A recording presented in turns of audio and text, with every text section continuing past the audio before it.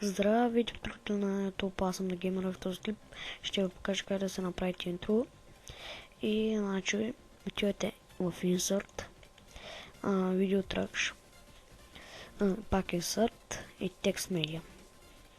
Това Present го променяте на Heavy Online нещо и си пишете текста. Изчакайте малко.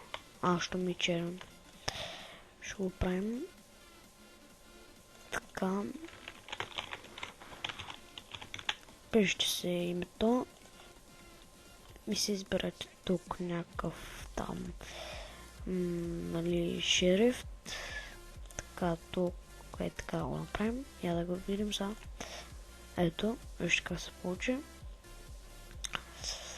Така, сега, значи да ви покажем какви ефекти искате да сложите. Този ефект е много добър. Ето, така може и да го свалите. И тая черта мъничко така го мърдвате и го намаляте цялото. И после малко пак я мръдвате и отивате тук и отивате да ресет то 0 или нещо. И ето вижте сега.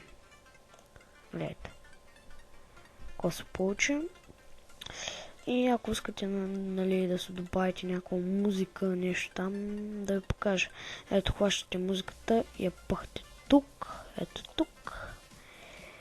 И сега, значи, да видим така някакво парченце. Да речем и тук. Няма значение. Който си изберете вие. Така. Ето.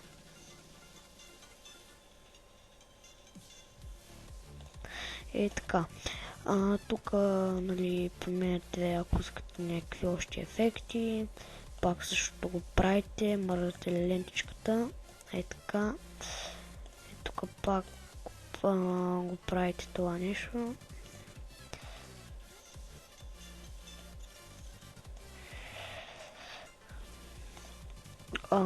Чакай, че нещо не става.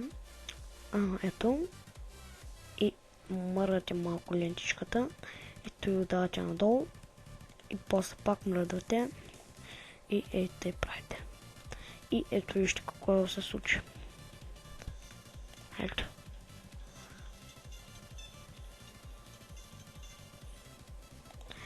Да, както видяхте, още един ефект ще добавим,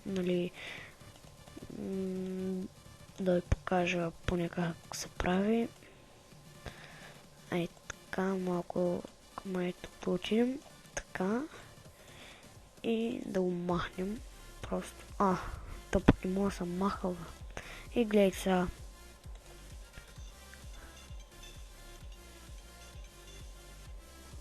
Нещо се получи. Това беше от мен. Долу да ви харесал клипа. Абонирайте се за мен, харесайте клипа и чао!